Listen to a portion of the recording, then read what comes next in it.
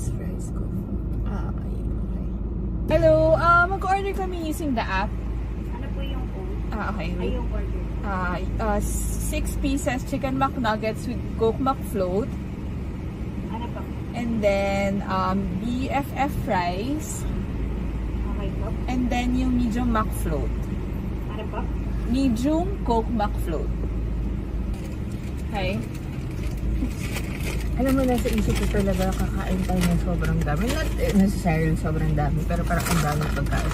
We cannot be Stephanie Sue. I want to eat something. Thank you.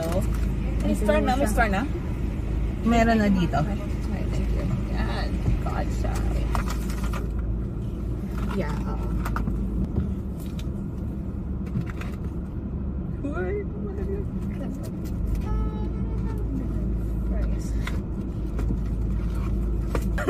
So, how are you?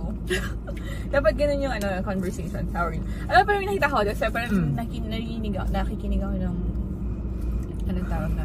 Nakikinig ako ng Taylor Swift a while ago. Tapos yung lyrics niya, yung Modern Idiots, right? May isa doon na parang Modern Idiots. Sabi ko, pwede kayang Millennial Idiots yung tawag sa atin. Bakit yun? Ano yung kinalaman ng pagiging idiosity natin sa araw? Hindi ba tayo idiots?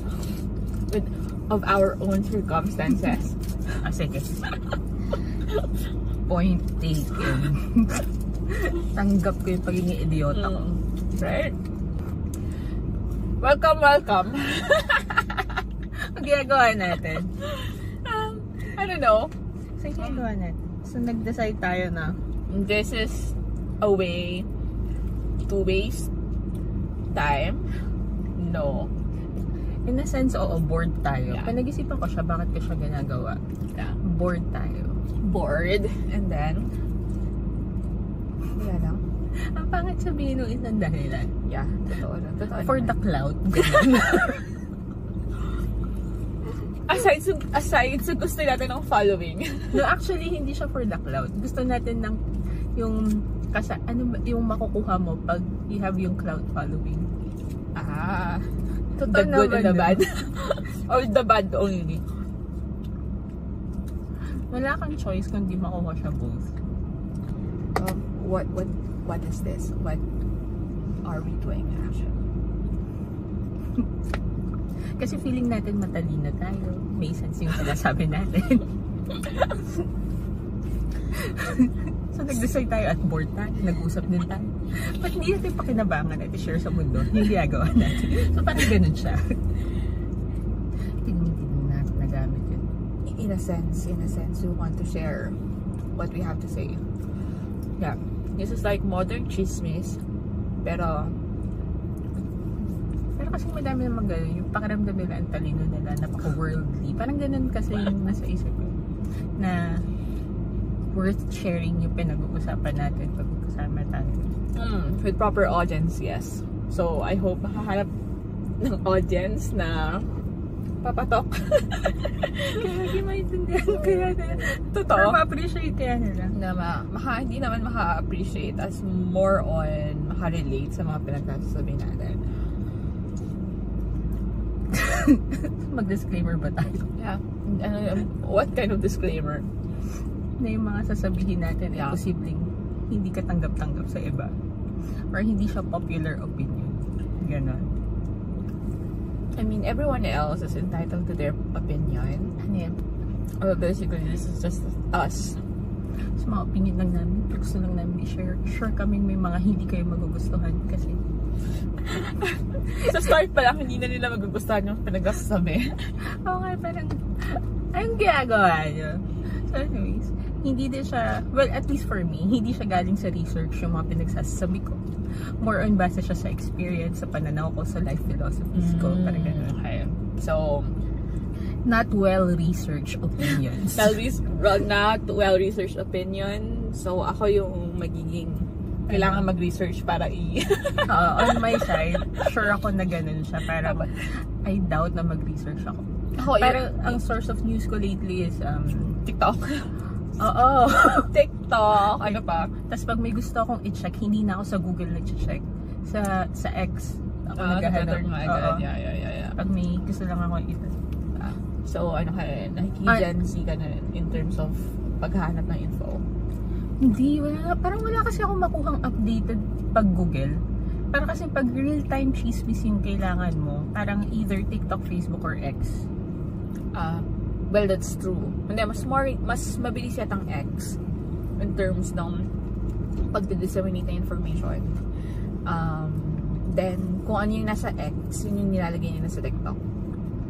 Hindi ko sure. Kasi lately, nag-download lang ako ng X kasi nag-down yung WhatsApp. Wala akong mapagkuhanan.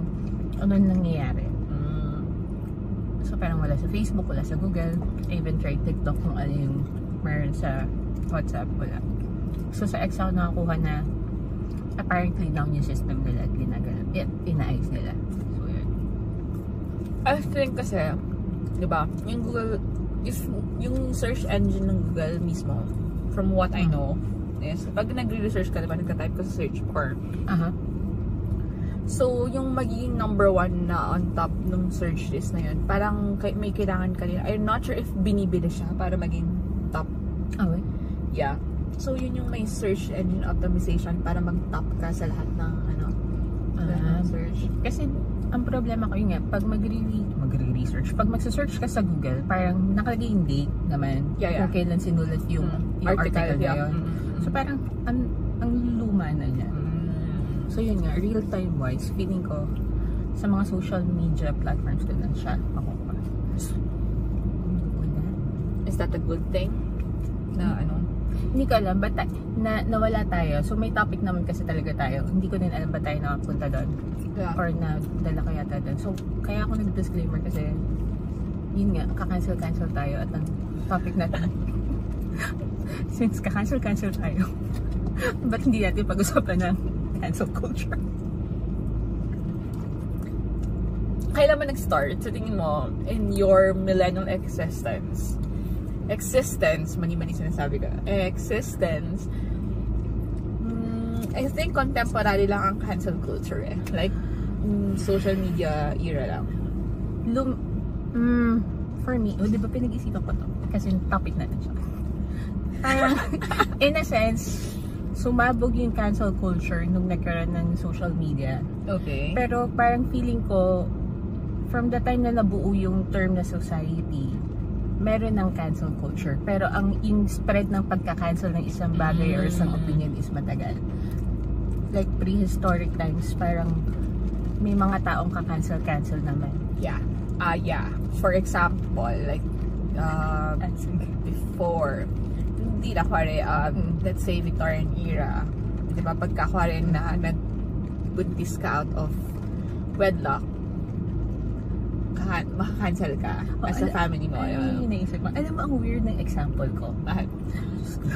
So, yun nga, since sinabi naman natin sa una, ka-cancel yung mga opinion natin, ang naisip kong kilala na sinuunang tao pa na way prior social media. Si Jesus Christ. Di ba parang na-cancel siya in a sense? Parang meron siyang, nagkaroon siya, cult following, I think. Natin cult following. Nagkaroon siya ng following. Tapos parang biglang na-cancel siya. Hindi ba dahil political maneuvering yung nangyari doon? Historically. Siguro yun. More on...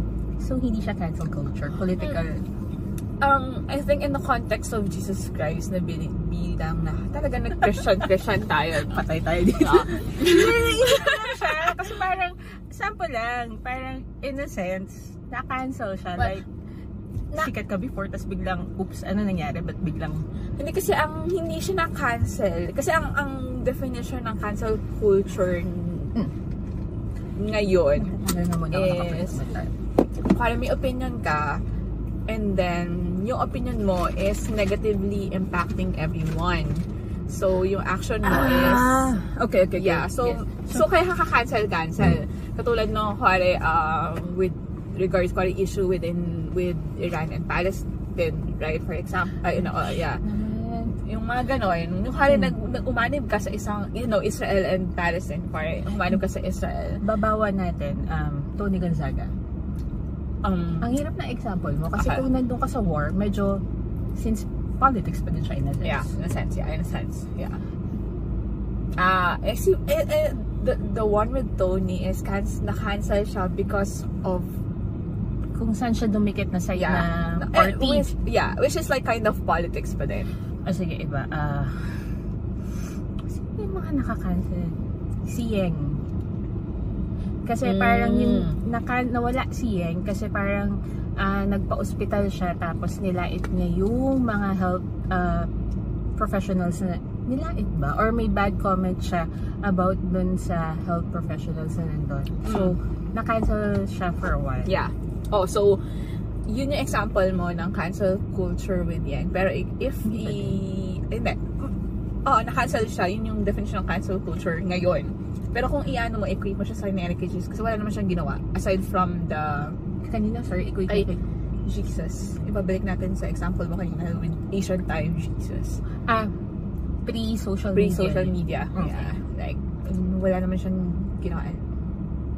Ano lang siya. Or, kasi parang paano mo nagsisimula ang cancel culture? Parang may isang tao na nagsabing negative comments tapos kumalat siya. Yeah, kasi parang nag-spread out siya. Nag-spread out siya. And then, majority nag-agree. Or majority hindi nag-agree kung ano yung opinion mo about that matter. So, parang nabully sila out of... Nag-agree dun sa nag-comment na negative dun sa... Yeah. So, parang nabully siya out of her action or his action or opinion. Tapos yun. Na-cancel siya. I think mahirap kasi ang cancel culture sa atin dahil we are emotional people. Like, hindi emotional creatures. Yeah. Hindi rational yung ano mo sa mga bagay-bagay. Pagkaka-intake mo ng information. Like, pagkaka nagbabasa ka, syempre, papaanahin mo muna yung emotion mo bago ka... Yun muna kasi palagi tayong nagre-react muna about certain situations, certain words. Bago natin mapag-isipan na mali pala yung ginagawa. Or parang may point naman siya, pero bakit ang aggressive ng pagkakaano. Pero yeah, hirap na.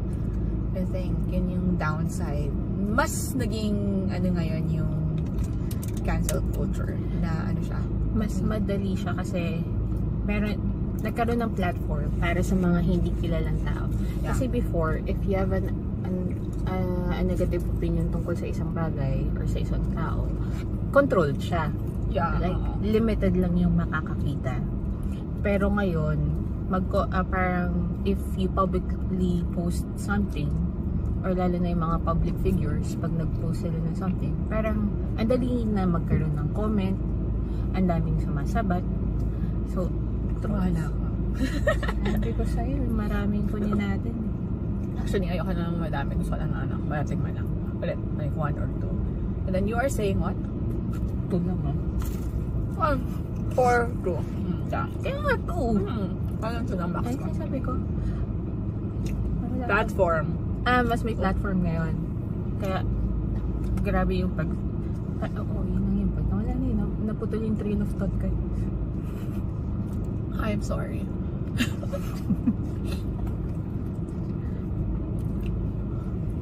Ano ba yung pinaka-cancel ngayon recent news na medyo na-cancel?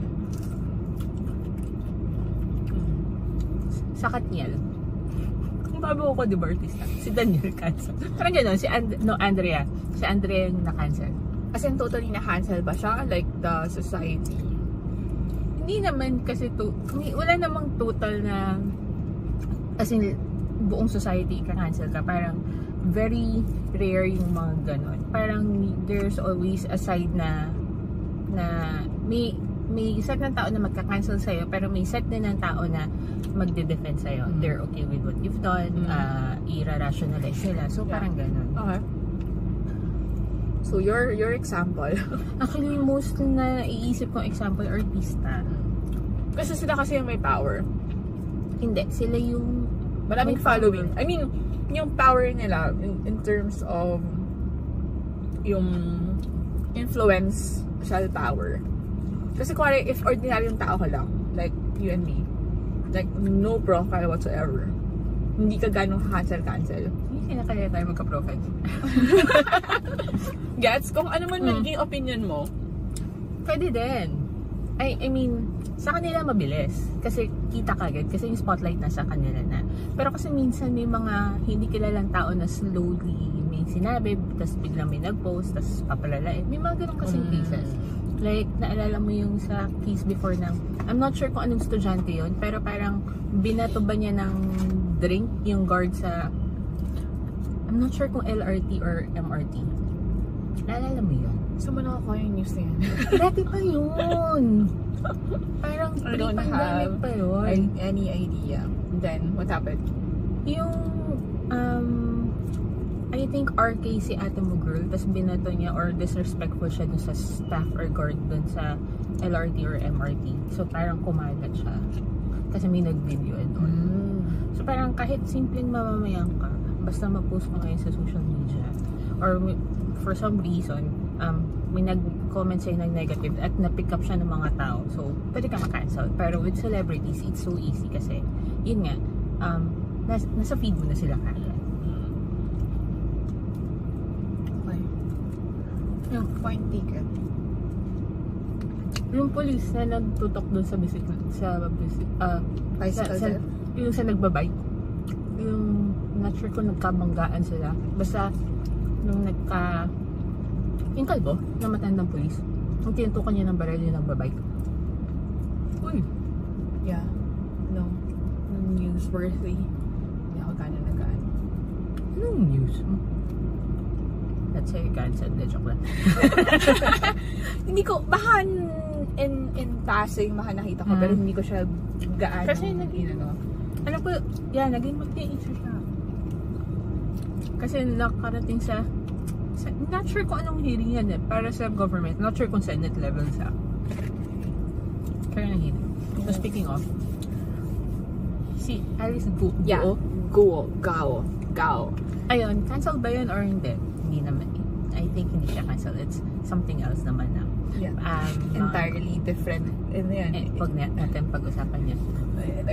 Hindi siya pwede ma-cancel unang-una kasi parang identity niya is medyo sketchy pa. Hindi, parang not really. Parang kasi na-open yung topic. I mean, wala siyang, may ginawa siya. Tapos nahuli siya. So, ang ginawa niya is related sa Pogo, which is family business daw nila from what they've been saying. And then, nakuha ko lang yung news na yan again sa TikTok. Ayun, ang sinasabi nila is possible na yung spy. Hindi, nag-i-implant ba yung tamang term? Parang hindi. Parang pang medical lang yun. Sleeper cell, parang sleeper spy, yung oo, basta yun, naglalagay sila ng mga tao sa ibang bansa. Yeah. Kineme. I think that's true naman. I mean, may mga God, bakit tayo makapunta ng China sa pagkasabihin natin. Makapunta ka na, so it's okay. Pero kung gusto mong bumalik, parang, nakita ko, may opinion sa amin, hindi makakabalik. But regardless, I think, may sense naman yung sinasabi nila with that particular profile. Sige, segue tayo saglit kay Alice at dahil, technically, uso siya. Parang, ang weird kasi, lahat ng itanong sa kanya, hindi ko maalala. Tapos wala siyang records and all. So parang, paano mo siya lulusutan? Pero kung legit na totoo yung theory nila, at siya yung naglagay dyan, tingin mo, may magagawa sila? Wala. Yun nga. Tsaka, sa dami ba naman ng nila, paano nila ma-determine? Kasi the fact na nakalusot siya sa Comelec, tapos mayor siya. Naging mayor siya. Tapos yung mga tao, sabi nila like early 2020 lang. Basta lately lang siya umani yung pangalan niya doon. Like, kayo probinsya yun. Dapat magkakakilala kayo. Unless, I mean, okay, kung hindi ka extroverted person na lalabas to know your community, pero at least one of the people surrounding you, kilala dapat yung pamilya kung saan siya galing. Kasi diba, gano'n naman yung politika dito, more on family and guys and whatever. So, ang weird din nung family niya, like, ang alam niya, kakabit ko lang kanina kasi sa TikTok. Very Alam niya, naligaw tayo. Ang alam niya sa mother side, mag-isa siya. Tapos, sa father side, may isa siyang brother, half-brother. Pero ang nasa birth certificate niya, na in-apply nung 17 years old siya, is may middle child siya, tapos may mas matanda at may mas bata sa kanya. So doon pa lang, hindi niya na alam yung profile niya. So parang, shit, hindi niya napag-aralan masyado. Lagot ka sa China girl. Pero parang ang galing niya, parang ang kalma lang niya, ang chill lang niya, parang ang vibes niya sa akin is, bahala kayo. Like, sure ako sa backer ko na kahit anong gawin nyo, I'm untouchable. Parang yun. Yeah. Pero let's see, malay mo, gulatin tayo ng gobyerno natin, may magawa siya. Hindi, paano nila maano yun? I mean, paano na mapapatunayan na sleeper spy siya? Like, tama nga. I think implant talaga yung ano. Possible eh, kasi parang wala kang document. 17 years old ka nag-apply ng birth certificate mo. Tapos, yung details nandun sa birth certificate mo is wala kang alam. Lahat ng sasabihin nila, wala kang alam. Tapos, hanggang high school ka homeschooling. Hanggang college nga daw eh. Hindi siya nakapagtapos ng College ba? Yeah. Oo. Tuloy-tuloy. Parang yun kasi hinihintay ko na next na i-discuss nila. Kasi parang yung sa napanood ko is hanggang high school lang. Na yun nga, diba si Risa yung nag-head. Yeah. And nag-homeschool din siya. So parang alam niya yung hahanapin niya kasi dinadaanan niya. So wala nga daw silang provider. Parang teacher lang daw or tutor yung ginamit niyang term. Tutor. And tapos yung diploma, hindi niya yata siya binigyan ng diploma. In the first place, hindi siya mabibigyan ng diploma kasi hindi authorized yung nag-homeschool sa kanya na mag-homeschool. So, for that matter, parang hindi na siya nakapagtapos everything. I think, also, di ba taga-Tarlac ba siya? Tarlac. Yeah, Tarlac. Then, matata siya mag-Tagalog.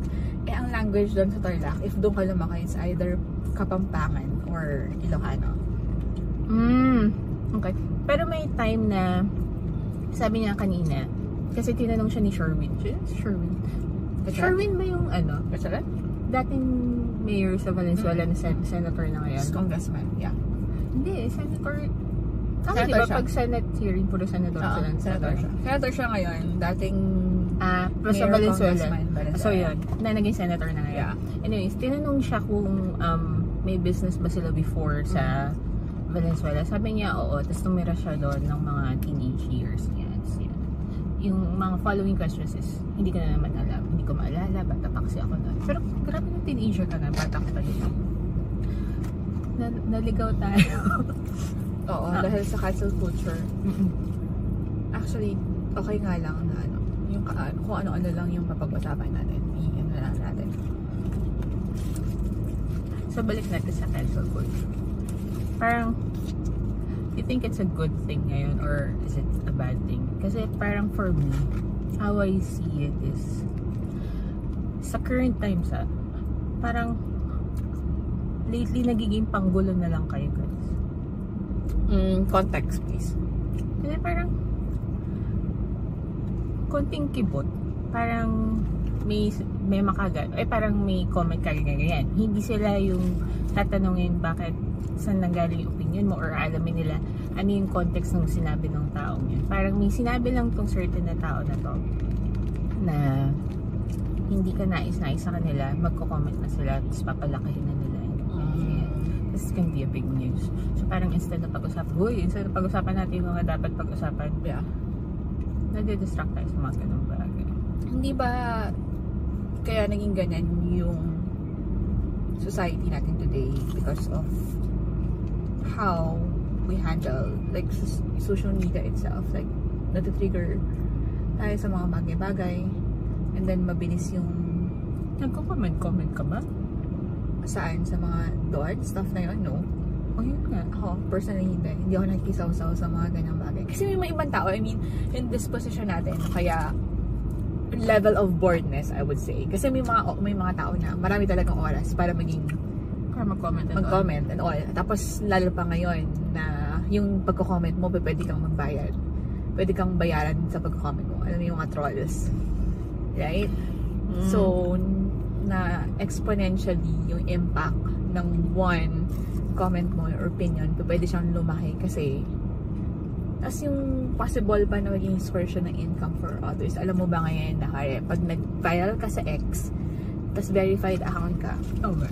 Pero kasi ang X ngayon, para maging verified, binibili mo lang. Yeah, oo nga, yun nga. So, basta may blue check ka, regardless kung ano ka, known organization ka or individual ka, pagka naging viral yung tweet mo, and then maraming QRT which is like quote, retweet.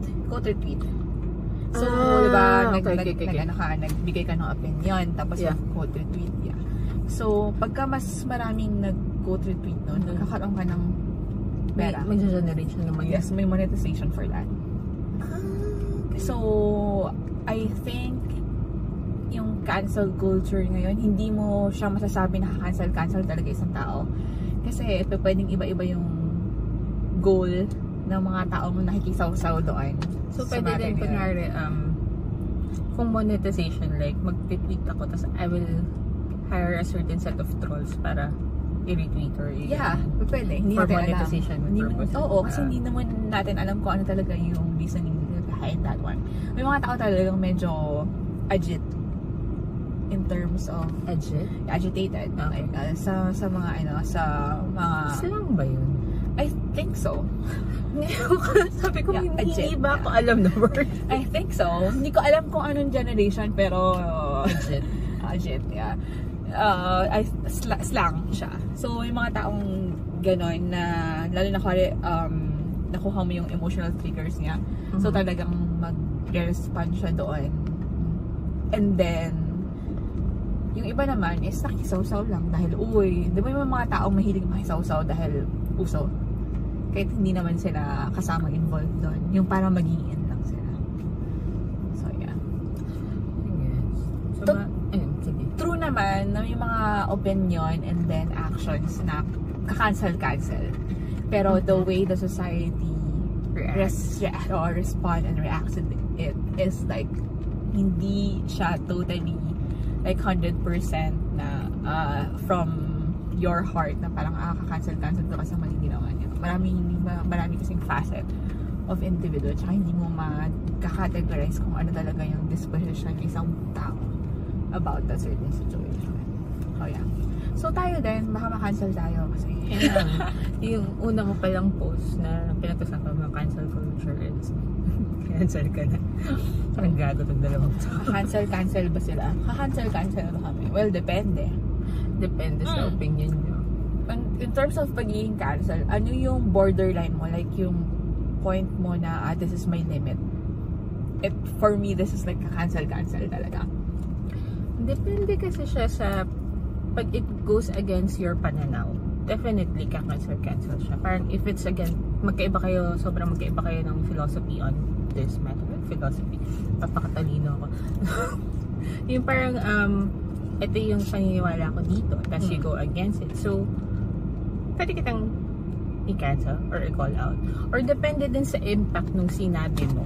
Parang ganun siya for me. Pwedeng may sinabi ka na comment mo lang, it doesn't really make that much difference, wala siyang masyado naapektuhan, I guess I can let that go. Pero pag yung effect niya is malala, then I think yun yung ka-cancel or parang, alam mo yun, gravity ng gravity ng effect niya magiging malala. For me siguro yung mga atrocious crimes, mga crime. Yeah, pedophile, rape, mga trigger warning or rape. Kung crime, it cancel. Sabagay, it will start sa canceling ng tao yun to call the attention ng authority. What authorities na, diba? Pinahuli mo na siya. Para ma-call out yung ginawa niyang mali. Kung let's say, environmental topics na may ginawa siya na sobrang lala for the environment. Malamang, cancel ka.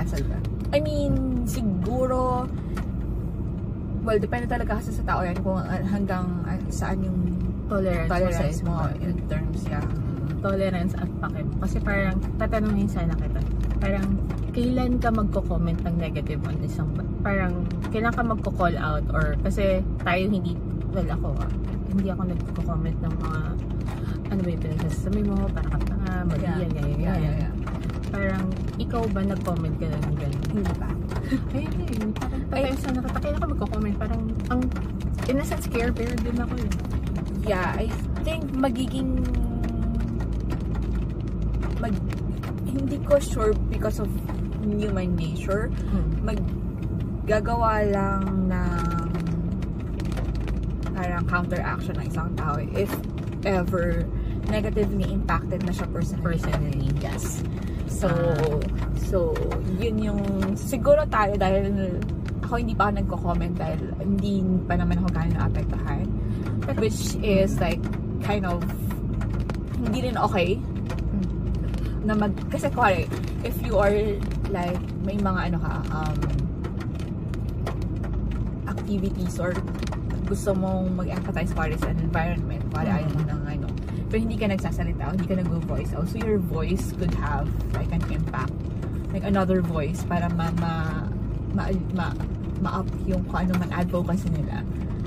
Right? Kasi kung ikaw tahimik ka about certain advocacy, parang nabuwasan sila ng another champion. Pero yun kasi iba-iba din kasi yung laban. Alam mo, sa super dami ng mga issue ngayon na nangyayari kasi hindi yun yung nakakancel, yung nagtatop sa mga search list. More on katulad ng mga example mo, ano yung nagiging nakakancel, which is like mga artista issue, politics issue. Hindi naman talaga siya related sa dapat pag-usapan. Yeah, pag-usapan. Like kaya environment or kaya for me, welfare. Hindi naman siya tama naman yun. Or feeling ko din kahit personally maapektuhan ako, parang hindi ko siya dadalhin sa social media. Or dahil alam ko siguro wala akong following. So parang what's the point na magko-comment ako na it will not matter or hindi siya maririnig ng iba. For now, gusto ko magka-follow. Yung pala yun. Tapos, parang more on, hindi ito yung platform for me to parang para i-cancel ka. Parang siguro maghahanap ako ng ibang way. If it's environmental, parang I'll behave na lang personally or encourage na lang yung mga tao or i-call out yung mga tao na sa paligid ko. Yung pwede ka i-call out, yung pwede kong gawa ng change. Kasi parang i-call out kita dyan, pero magbabago ka ba? Hindi. Kasi hindi mo ako kilala. Sino ka bang tao ka? Pero kung i-call out ko personally is like, let's say ikaw, huwag ka magtapon kung saan-saan, mas may chance ang pagdapat sa akin. So at least parang mas may sense. Parang I don't find the sense na magko-comment ka ng negative sa isang bagay na what difference does it make?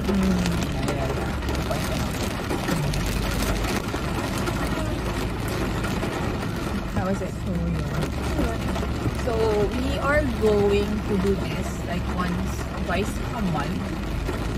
Subukan namin twice a month. Yeah. Topic varies, depende sa mood namin, but definitely may pagkain. We'll go to different drives. Pero wag naman sana siya kasi alam mo yung mga nag-start ng mukbang kasi parang di ba gusto natin is may pagkain. Yeah. Kasi parang masaya naman mag-usap ng may pagkain. Parang ang lungkot naman na nag-uusap lang tayo dito dadalan. Parang natakot lang ako bigla kasi yung thought ko kanina is mukbang levels ka. No, hindi ba pwede? I get. Like, naisip ko na bigla baka parang gagawin namin pa palagi tapos baka mamaya padami kakain. No, hindi tayo pa pwede. Kasi may nakita ko nun na sa TikToker siya tapos mukbang yung ginagawa niya. Kasi mga siyang payat. Kasi yung una ko napanood sa kanya is ang taba na niya. Nung pinuntahan ko yung page niya, payat niya. Sabi ko, shit. Parang ayoko pala. Yes, totoo naman na gusto natin kumain pero kailangan kumain tayo ng medyo natin yung reasonable level. Yeah, so, yung kaya lang natin ubusin kasi wasteful din na masyado tayong maraming pinibili and then hindi natin nauubos. Right. Mag-final words ba tayo sa final words? cancel kinema? Well, pahalak sa buhay mo. Nung call out ka kung gusto mo, gawin mo yung gusto mo, gagawin ko yung gusto. Parang gano'n siya sa akin. I think dapat maging mapanuli lang ang mga tao at the end of the day. Hindi ba kay Kuya King galing niya yan? Mapanuli. I mean, maging ano lang siya. I mean, weigh the pros and cons of everything. Hindi lahat ng sitwasyon kailangan mo mag-react. Hindi kailangan may like kang opinion. Choose your own battle. Ang ironic lang. Parang hindi lagi kailangan may opinion ka. Pero ano yung ginagawa natin ngayon? Hindi naman more on... Kasi ang opinion is like, this is my stand against something. Like, parang ang ano ko is, our ways, like, we are just like communicating. Like, nag-iisatan lang natin. Wala tayong certain na ito talaga yung stand ko about this particular issue. Share lang natin kung ano yung point of view natin. Yeah. Kasi matalino tayo. Self-proclaimed, intelligent. Emotional, ang EQ natin mataas, ang IQ mataas. Gets? Oo, wait lang. Inisip ko, mataas ba EQ ko? Napaisip ako. Parang hindi ko masyadong sure. EQ mataas, IQ mataas, lahat ng pwedeng i-quotient mataas. Uwe?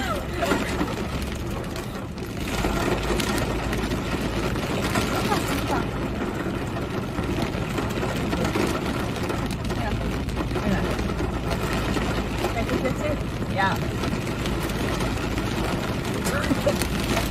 Sana may maganda tayong Cut it, cut it, cut it.